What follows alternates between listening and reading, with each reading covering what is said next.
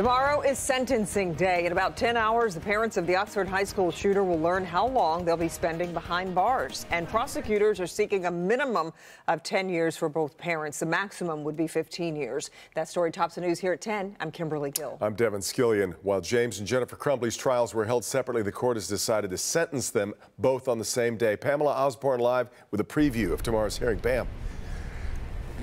Well, Kimberly and Devin, we are, of course, expecting to hear from the victims, and the words that they have to say will be weighing in on that judge's decision when she hands down those sentences tomorrow. But will we hear from James or Jennifer Crumbley? And what will the judge make of Jennifer's request to be released on house arrest? There's certainly a lot to consider.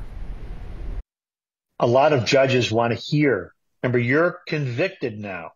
They want to hear what you have to say. They want to hear remorse, and they want to hear contrition. They want to see you apologize and own up and fess up. They want to see your humanity at the sentencing hearing. Criminal defense attorney Neil Rockind will be following the Crumbley sentencing as closely as he followed their individual trials. He isn't sure if Jennifer or James will speak. It could be risky. Jennifer Crumbley is hamstrung by her own words that she uttered on the witness stand.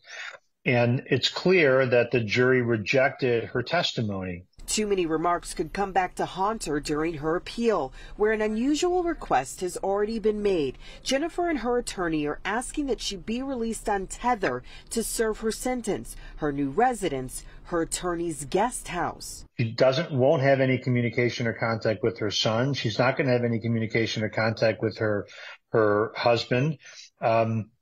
She is in many ways going to be labeled a pariah. And so in that respect, she has suffered, and there is suffering that her lawyer is going to argue that she has suffered enough. But will the judge who presided over both James and Jennifer Crumbley's trials go for it?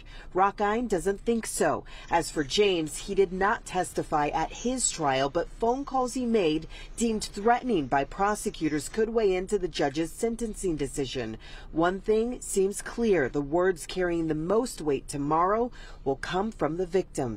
They are going to have in this case, their argument is going to be that had you just paid any more attention, even the slightest bit more attention to what was going on in your home with your son, that this wouldn't have happened and our children would be alive. And that sentencing is set to take place tomorrow morning at 9 a.m. Reporting live tonight, I'm Pamela Osborne, Local 4. All right, Pam, and as was the case with the trials, we will be streaming the sentencing portion live on Local 4 Plus starting at 9 a.m. tomorrow. We'll also post updates at clickondetroit.com. Full recaps here on Local 4. Big story that we will be following tomorrow.